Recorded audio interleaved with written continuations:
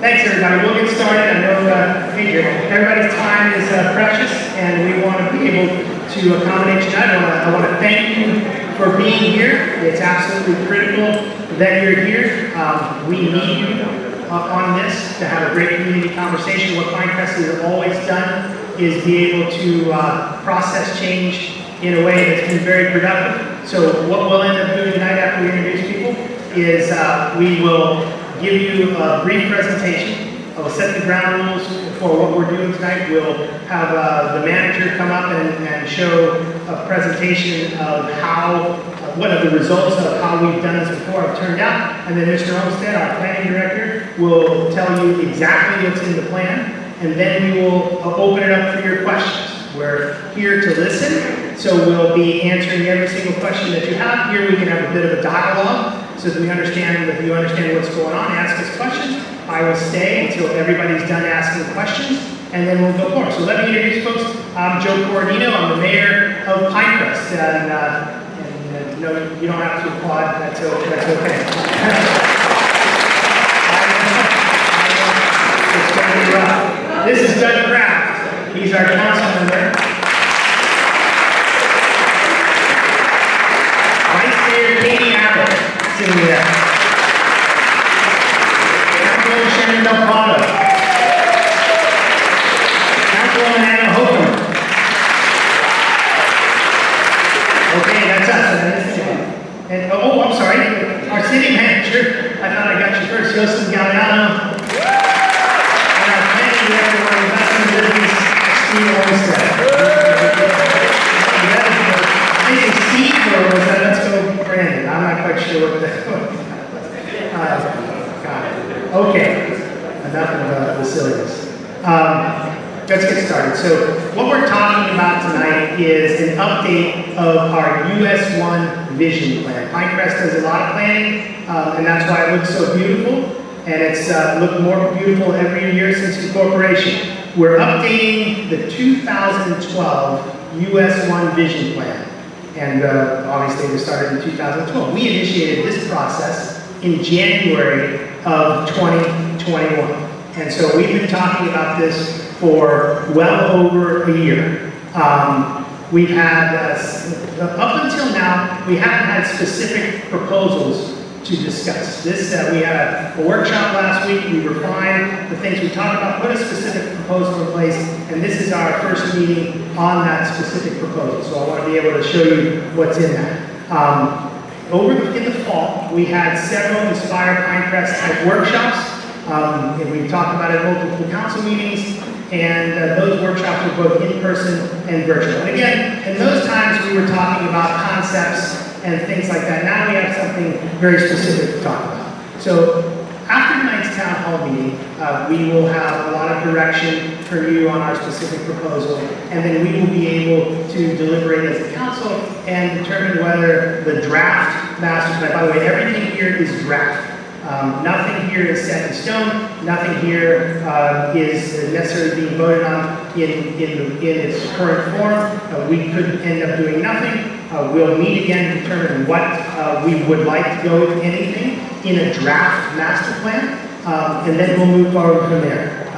Eventually, if this goes forward any further than tonight, we will eventually vote on the draft master plan. If it goes forward from there and passes, then we would vote on any land use or zoning changes that would be put into our comprehensive plan or our land development codes. And that would take 2 readings. It would be reviewed by the state of Florida and all that kind of stuff. So we're not necessarily in a great hurry here, and this is a good opportunity for us to talk. So I've been asked multiple times today, as you might imagine, why in the hell are you doing this? So let me answer that question in just a couple of minutes. Our goal has always been to enhance the character and preserve the quality of life of Pinecrest. And that is the fundamental reason why we embark on these types of changes. We are trying to protect the residential character of the community. And we think that we're trying to take the US1 corridor, give it the same character that the interior of Pinecrest has, and I think that necessitates some changes as we go forward. So we are trying to create a place where people can shop, people can dine, people can get entertained. You'll see in our analysis, we've done market studies. Many people in Pinecrest don't shop here, they don't eat here, they don't seek entertainment here. The retail is really focused on drive-by, passerby trips. It's a 1970s, 1950s version of a strip mall, and just doesn't have the character that we think is appropriate for the village of Pinecrest. We also wanted to do this to create that feeling of community, and then a couple of other reasons, right? We wanted to limit the county's ability to implement their rapid transit zone corridor plans unilaterally, and then of course there's a $300 million investment in rapid transit that's being constructed right now along the rapid transit system, and we want to be able to support that to the extent that it fits into Pinecrest's character. So with that, I'm going to turn to our manager, and she's going to give us a brief presentation on some of the work we've done in the past. So thank you all very much. I appreciate it. Hello, everybody. Thank you. So thank you, everyone. I wanted to also welcome you to this town hall meeting. And as Amina said, the purpose of this town hall meeting is hopefully to educate, give you a lot of good information, and then you'll be able to formulate opinions and share those opinions with us, with the end result being that we would inform whatever the final draft of this vision plan will be. So with that said, I want to show you, give you a little look back to the 2012 vision plan and what has been accomplished over the last 10 years using the same process that we're undergoing now, which is first doing visioning and then changing code to facilitate some of those things that we were aspiring to meet. So as you can tell, this was the Dixie Bell shop. I'm sure you can all remember. As I said, the vision plan was conducted back then, and subsequently we had many code revisions that yielded results that provided better amenities, more modern buildings, improved character, and obviously started to brand the village in an architectural way. So before 2012, we had Signs for Us and older shopping centers that now have been replaced with the shopping center with empty now and the laundry. We had empty car lots that were failing, now replaced with, Publix and Toyota. We got significant aesthetic improvements wherever they demolish buildings along the corridor. When they rebuilt with a different aesthetic than, based on that vision plan that was in 2012, which included more landscaping and specific architectural feel. So change has happened, and it is successful. It's happening now, and what's happening along the corridor, anytime you see any improvements to anything to the existing facilities, is based on what we did in 2012. So what does Pinecrest Parkway still lack? Can we make it better? Those are the questions. So we've embarked on this vision plan 10 years ago, and it's continued on through now. And what we keep hearing, there are recurring themes even going back to 10 years ago. People generally say that they want more restaurants and outdoor dining, they want more walkability along the corridor, more landscaping, larger trees, smaller signs. They want to see more outdoor green space, gathering spaces, gazebos, public art plazas. They want to maintain the small business retail the way it is. They like that. They like that it's very convenient, and they just want it to look more attractive. The concerns that we know and hear, and we are hearing you, is there's concerns with building height, there's concerns with density issues, there's concerns that will look like Coral Gables, the tall monolithic building that would have a big ass on, so you know that's definitely not what we're going for. There's concerns with mixed-use development that includes a residential component. The concern then translates into what people feel might create more traffic, more congestion, and just concerns overall over increase to our population as it is today. So I just want to take this opportunity to give you a little heads up on what's happening and already exists on US1. So currently, on US1, the entire length of US1, the commercial development allows for mixed-use development. That already exists on US1. When you say mixed use, you can have different elements to it. But right now, the elements that are approved and already existing along US1 involve commercial, like office, and retail. So these are 3 examples where that's already happening on our corridor. The code also allows up to 4 stories in height. So right now, somebody that owns one of these properties can go ahead and demolish the property and build up to 4 stories in height with mixed use, commercial, and retail, okay? What I'm showing you now, and I don't want to do a deep dive into zoning, it's a little complex, but if you ever want to have a one-on-one on zoning, I'm happy to sit and go over it with you. But this is a zoning map, and what it basically shows, everything that you see in green and yellow are the, single-family home residential units, and then you see everything on the left of the map, that's the corridor. And all those different colors represent different zoning districts. Our current master plan already has language that talks about encouraging what's called life cycle housing, an ability for people to age and age in place, not necessarily have to move away from Pinecrest, but they maybe downsize and be able to stay in the area. The master plan also includes goals that improve the image and functionality of the commercial developments along Pinecrest Parkway. It also encourages land use that promotes transit with up to 25 units per acre. The master plan also stresses that any intensity development should occur around and be focused around the transit areas. And the last thing I do want to mention is existing residential multi-purpose, multi-family zoning currently in the village and what the densities are for that. So when we speak in residential dwelling terms, we talk about density. Commercial doesn't have density, that's intensity. So in the case of the residential densities in Pinecrest, the current land use code provides for multi-family residential categories that have densities anywhere between 12.9 units per acre and 50 units per acre. So right now, existing, we have zoning, and this is pre-Pinecrest, that allow for up to 50 units per acre in Pinecrest. That's already in the code.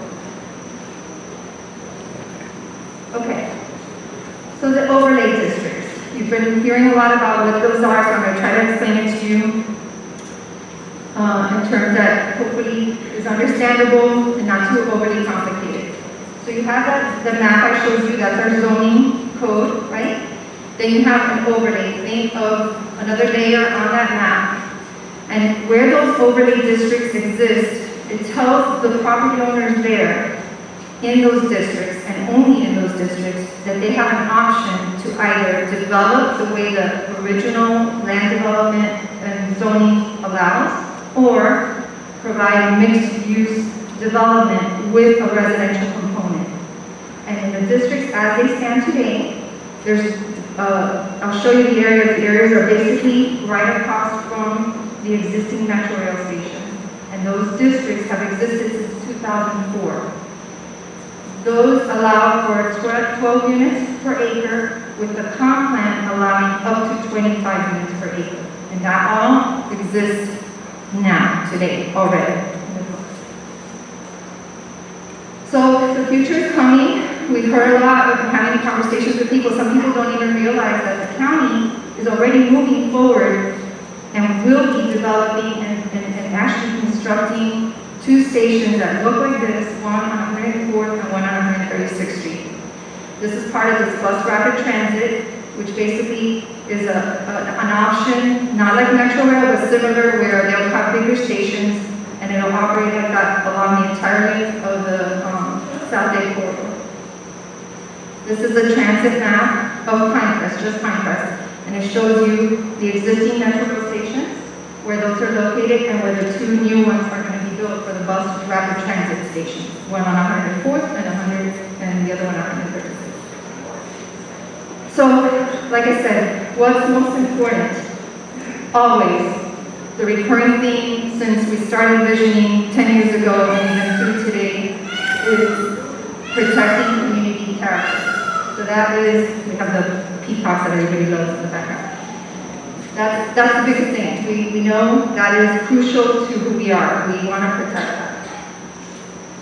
So the question I ask is, does this represent Pinecrest community character? So what are we known for? We're known for low density homes, obviously, large lots. We're known for lush landscaping. We're known for attractive architecture. And we're known for beautiful outdoor spaces.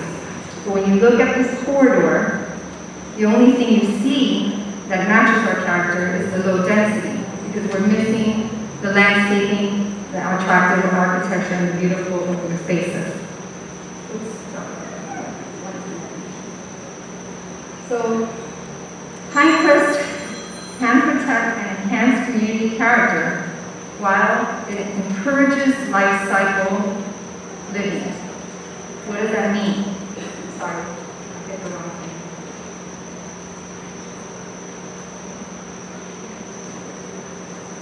That means providing housing options for young professionals, students, empty nesters, like I said before, people who may want to retire and not necessarily have to move away, but downsize. Pinecrest can protect and enhance community character while it improves quality of life. We get a lot of questions. Well, how is this going to improve my quality of life? So what we're talking about doing and bringing into the corridor are community character building moments, placemaking, where you have outdoor dining plazas, places where people can congregate and gather and have a certain feel that is very much what we strive to be as a community. We've done it before. It's not like we don't have experience with this. If you recall, when we incorporated, people didn't even know what Pinecrest was. So for the last 25 years, we've embarked on creating what we now know is the community of Pinecrest. And as part of that, it's involved in what the village has done actively to create a sense of community and build on that character that is the Pinecrest brand. So Pinecrest can protect and enhance community while it supports mobility and transit. So what I'm going to do now, I'm going to turn this over to our city planner, village planner, and he's going to go over the details of what's in the vision plan as it stands today. And again, I want to stress that this is all in draft form. The purpose of these conversations is to hear back, gather information, and then tweak. And so the council will be having workshops moving forward that may adjust what the version that we're going over with you today. Steve, can you please come?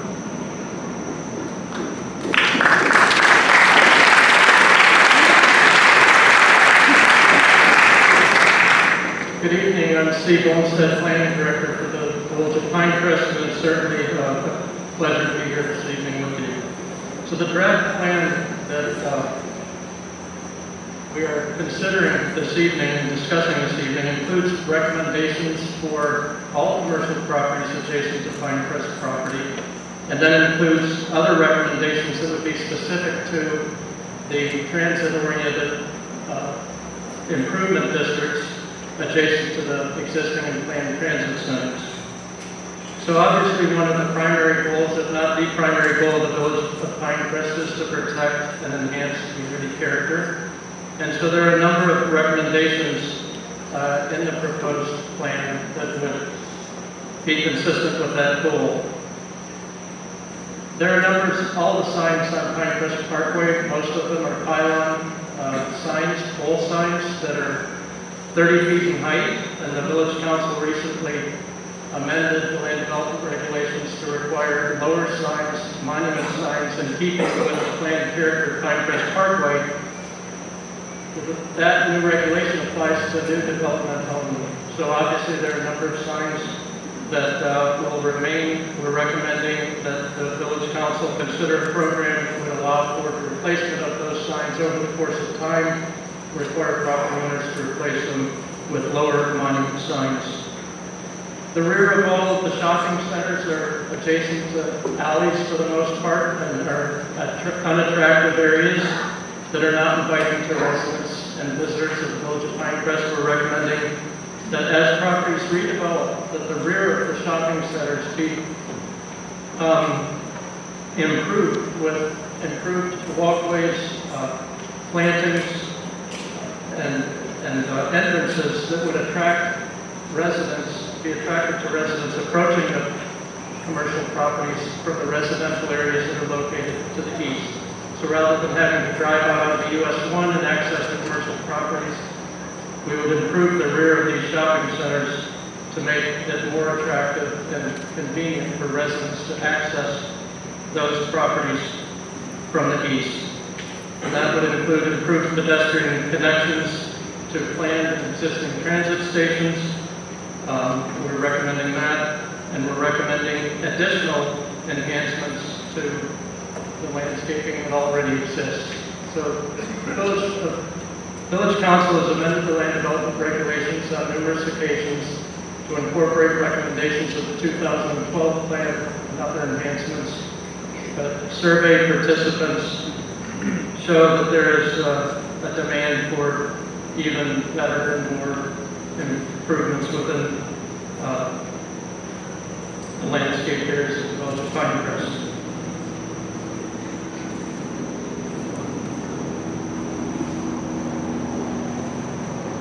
With regard to economic sustainability, the village has been working with the Chamber of Commerce, the Miami-Dade Beacon Council, and the Pinecrest Business Association.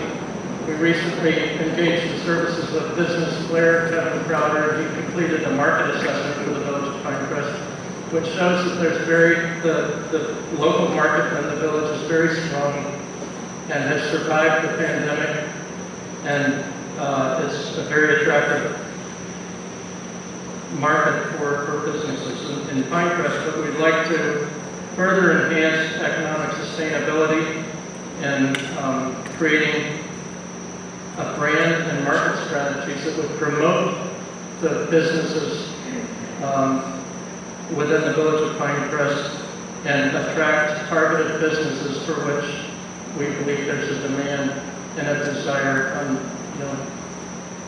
the village. And we'd also recommend that this economic development program provide technical assistance to businesses, information, market statistics, etc. And as the manager mentioned, as the village manager mentioned, there are currently 3 overlay districts, Pinecrest Business Alternative Districts, located in the Village of Pinecrest. And they currently allow for 12 units to the acre, 4 stories in height mixed-use development that includes a mixture of residential and commercial development, 12 units per acre residential density at a maximum height of 4 stories. We'll show you those overlay districts on a map in just a moment.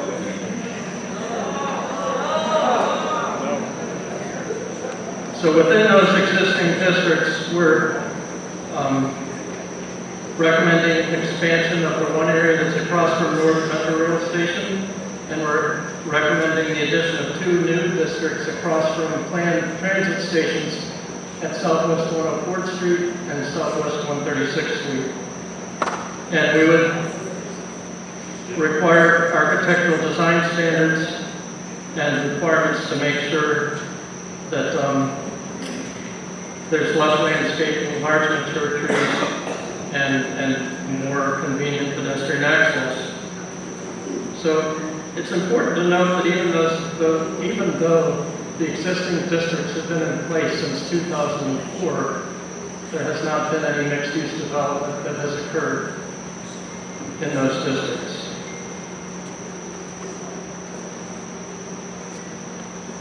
So in those overlay districts, we're recommending a high quality of design at human scale that is inviting to residents, that includes lush landscaping, gathering spaces, low intensity and shielded lighting, appealing design with tiered and articulating facades that aren't just straight facades, but rather have some articulation to them, design standards that allow for wider sidewalks.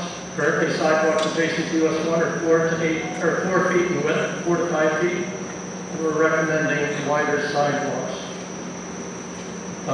8 to 10 feet in width. And then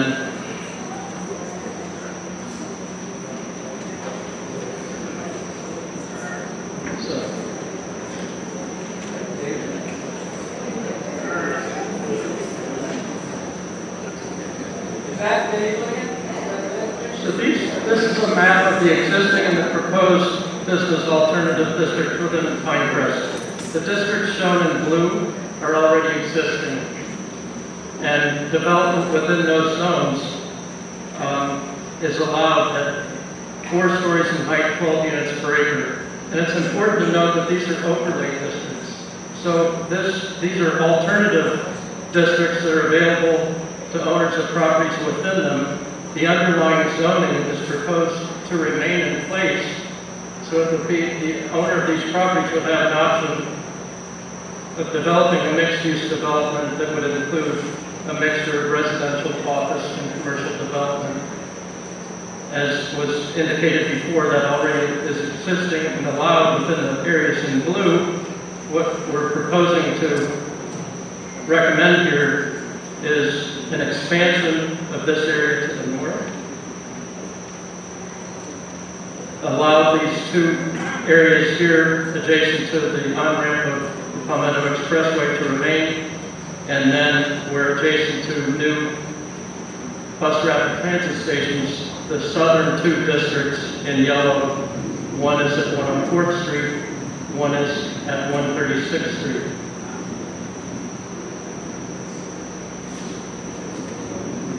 So taking this first district here, it is just north, the existing district in blue is north of Southwest 88th Street, and we're recommending an expansion of that to the east that includes Kendall Gardens and Monterey Gardens apartments, and then to the south, where we have existing Gardens of Pinecrest and Dadeland Grove apartments.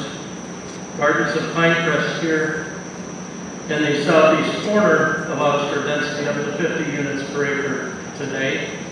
So the proposed district would recommend 25 dwelling units per acre.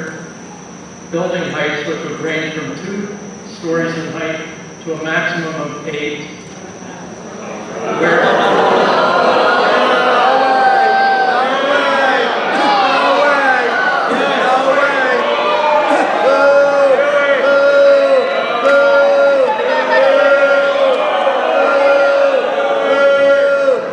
Okay, let's do it this way. Let's listen to the presentation.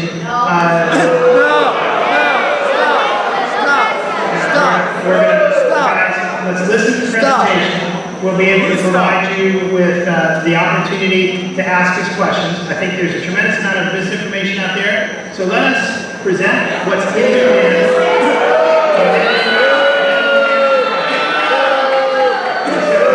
If you want to, let's be respectful of our presenters and your neighbors, and we'll be able to. Okay, perfect. So we're going to go on with the presentation. We'll give you all night long to answer your questions, and we'll get through every one. So we're abutting US1. The minimum would be 2 stories, and it would increase to a maximum of 4 stories in height. What happened to the And 8? then we're abutting residential property. Just said 8. Guys, let the man. I understand. He's explaining what's in the plan.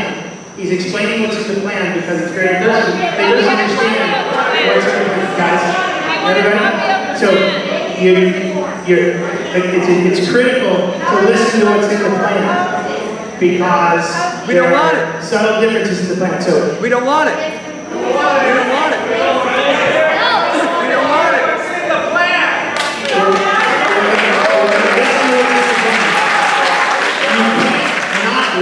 what you don't know about. So let's listen to the plan, and then you can decide. This is what you can do. Now the purpose of this meeting tonight is to get your input. No decisions have been made. It's very likely the height could range anywhere from 2 to 4 to 6. That decision has not been made. We understand that you object to 8 stories. We object to more than 4. Okay, thank you. This is just a draft document. No actions have been taken. Right, guys, this is what we're here to get the comments on. Well, let's go through the plan. We'll take the comments. If we need to modify the plan, we'll modify the plan. We're always, we don't necessarily, we're always compromising.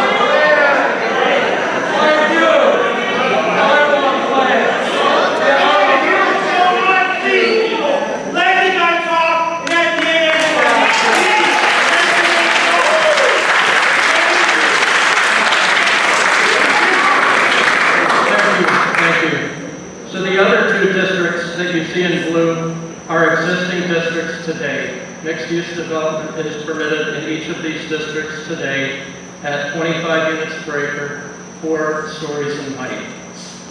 The change that is included within this draft document this evening would be an increase, or not even an increase in height. So in the first district adjacent to Dadeland Plaza, residential density as recommended in the village's comprehensive plan would be 25 units per acre, substantially less than the 50 units per acre that exists in other districts. Building height would be 2 to 6 stories, the maximum of 6 stories would be in the center of the property.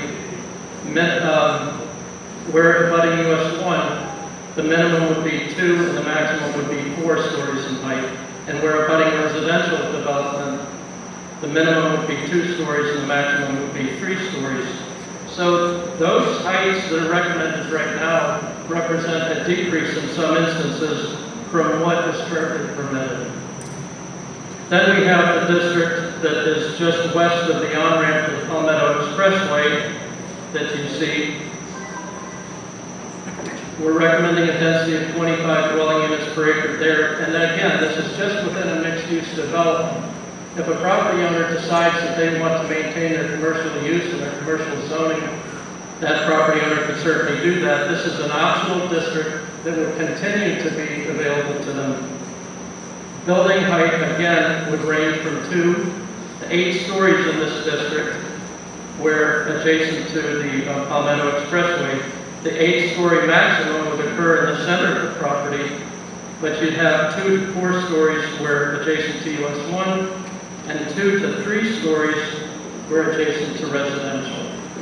So where adjacent to residential, 3 stories is no higher than is currently permitted today, and the density at 25 units per acre is consistent with the recommendations of the comprehensive plan.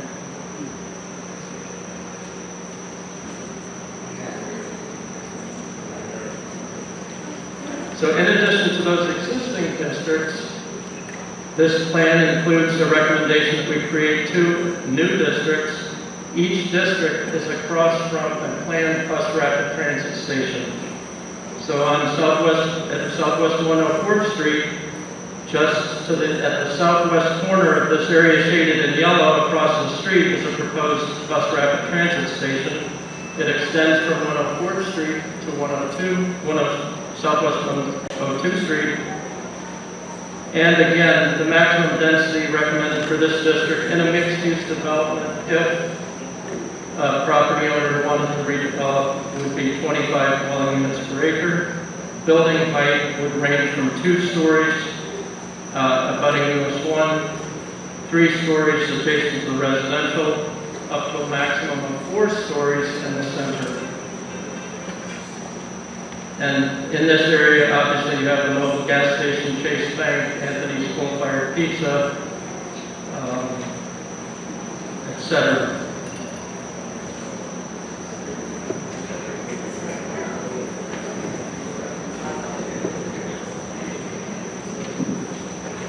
And then finally, this would be the last district that we're recommended to be created. Again, there's a transit station that is planned. If you look at the southwest corner of this area shaded in yellow, it's just north of Southwest 136th Street. Right across the street is a proposed bus rapid transit station. And here you have Home Depot property going north, Publix, Macy's Furniture, Baptist Hospital, and there's a bank. And also a couple of small shopping centers. So within this district, again, maximum density within a planned unit, or within a mixed-use development would be 25 units per acre. Building height, again, would range from 2 stories to 4 stories where adjacent to US1. Where adjacent to residential, it would be 2 to 3 stories. And where in the center, it could go up to a maximum of 8 stories again within this district.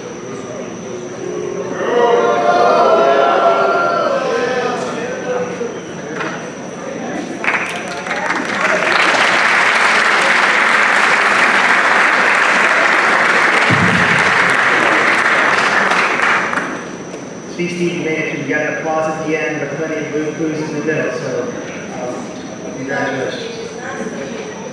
It's not Steve. It's not Steve. Brandon.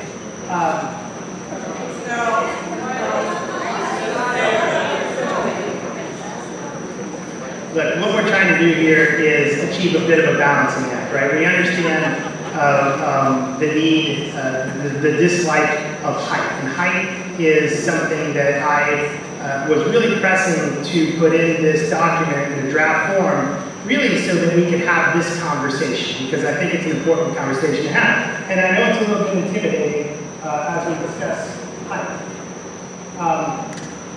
Again, to form a corridor, I think that provides plenty of places, some diversity of housing options where our older folks can age in place, our younger folks have the opportunity to live closer to home, where we have more restaurants, more outdoor dining, more entertainment options, where we have landscape and trees, and we have all of the walkability and the signs, the smaller signs, and those types of things that make up a very nice place. We need to make some compromises on this because it just doesn't happen. I don't believe it happens well in a 4-story option. And let me explain why I wanted to have that conversation. I believe that if you need open, when you develop a 4-story building, it consumes very much of the space on the ground floor of the property. And that begs for smaller units. It begs for elimination of open space. Not a lot of plazas, not a place for outdoor dining, not a lot of public art.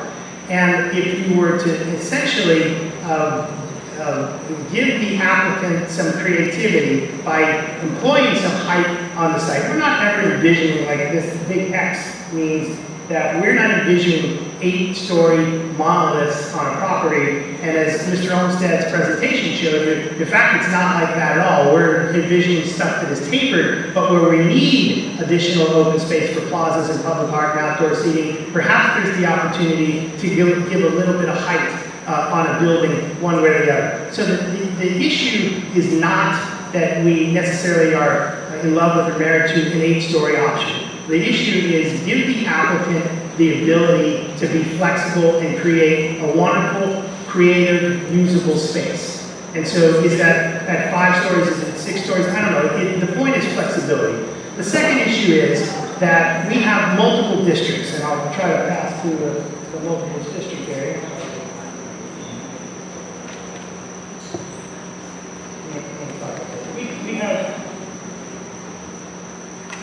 We have multiple districts. I don't think we should treat all of these districts the same because they're not the same. I mean, some of them are very large and very wide. And so you look at some place like the Home Depot site. Can I have a microphone? 20 acres. We'll go back to this a little bit. You look at some place like the Home Depot site, and that's a large site. You can move the buildings away from the existing residential, employ a little bit more height at 5 or 6 stories, and gain some open space. Whereas if you were to go here, in what I call the Roasters and Stoshas Shopping Center, that is so tight and so much right now backs up onto the residential neighborhoods behind it, you could almost advocate for no changes at all to the current code because it really can't stand much height whatsoever because the buildings would immediately overshadow the residents behind it. On the other side of it, you've got this area that's nestled in between US1 and the expressway entrance. And at that point, a little bit of extra height isn't even going to be noticeable or impactful. So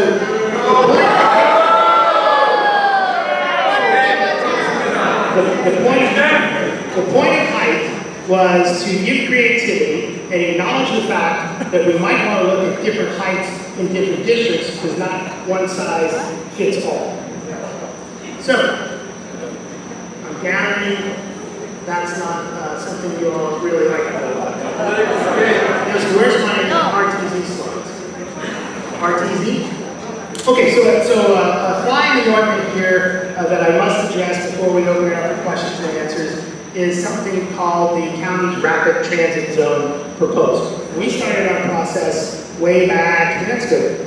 We started our process way back in January of 2021. And for all of the reasons that I mentioned before, we wanted a diversity of housing stock, a better character for the US1 corridor, a better dining, entertainment, shopping experience. And in about April of 2021, Miami-Dade County came around and suggested, which I thought they would because we've been tracking it for a while, that they needed to be more supportive. They wanted the cities to be more supportive of rapid transit. Miami-Dade County currently has a law that says that anything in an unincorporated area, a half a mile from a transit line, and not in a station area, has the density of 60 units an acre within the first quarter mile from the US1 corridor, and 36 units an acre on the second quarter mile. So what you would get is, this is 60 units an acre, and this is 36. What they planned in the stations were a little bit more density. They said within a half mile of the stations, which is that radius, they wanted here 125 dwelling units per acre and 15 stores. And they wanted here, in the Dadeland area, this is Dadeland, so that's a metro center, 250 dwelling units an acre at 25 stores, right? And they said, we're gonna do that for you, and then we'll relieve you of all the nasty business of reviewing and approving developments within that area. And that's not acceptable to us in Pinecrest, and that's not acceptable to just about any city in Miami-Dade County. And so, as luck would have it, I'm this year's president of the Miami-Dade County League of Cities, and we found that out very early, and we mounted a pushback on Miami-Dade County. And we have been moderately successful to date. The latest update from Miami-Dade County is, we don't want to take your autonomy away from your cities, but you need to do something, right? And if you don't do something, if we can't agree with one another on what to do, then we're going to take your autonomy away from you. And the county commissioner says that this will go to the county commissioner sooner rather than later. So we anticipate something coming very soon. It's a very real threat because it's an existing ordinance in Miami-Dade County. Right now, on the west side of US1, you can build 125 dwelling units an acre, and you can't stop.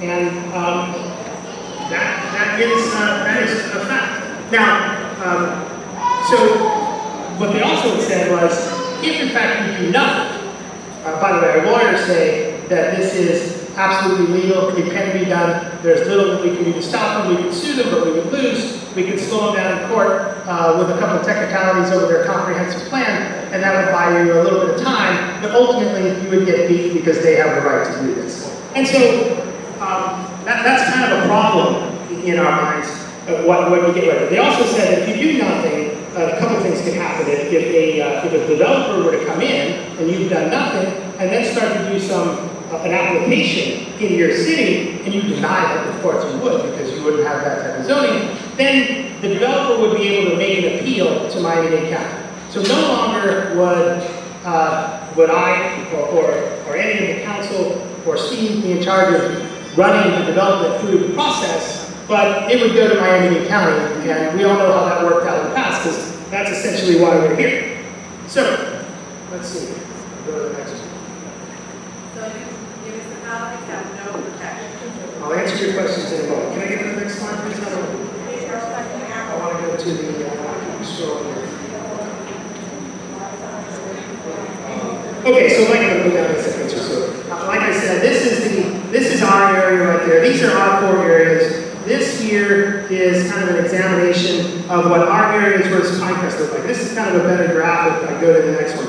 So everything in red here, everything in red there, right, this is Pinecrest. Everything in red is what Miami County wants to not only put density on, but they also want to have the authority to judge development applications on. Everything in red, that's about 3,500 acres of land where we use it. Now, the difference is, this is what we're proposing in Pinecrest, right? We're proposing plus or minus 50 acres of land that we still control. By the way, not at 125 dwelling units an acre, at 25 dwelling units an acre. Not at 16 to 25 stories, at less than that. Remember, 8 was a placeholder, maybe 5, maybe 6, right? Then at those types of intensities. And so we're at serious risk of running into something like this in Miami County. Again, 35 acres of land versus 50 acres of land. 1.4% of the area of the world. Half or less than half of the height, right? And simply a fraction of the intensity. Now, one of the reasons that we thought of this diabolical option is because for as long as I've been around, there have been plans, and many of the folks in the room that know the watershed study, you've all heard those types of things, and that was an environmental study that said, hey, we gotta protect the Everglades, so all the population needs to go into the US1 corridor, or eastward hub, or other types of things where they repeatedly say, as county growth management policy, that all of the population, or most of the population, should end up in the US1 corridor. And they draw this crazy line. And this is the crazy line, because it's on top of your house, right? And this means that all this is state density residential acre estates becomes upzoned to 60 units an acre, which is ridiculous, and we all know that. So the idea that we had was, why don't we do the opposite? Why don't we push the residential into the commercial corridor? That's what we've been talking about for 25 years, not letting commercial intrude into the residential neighborhoods. So push the residential into the commercial.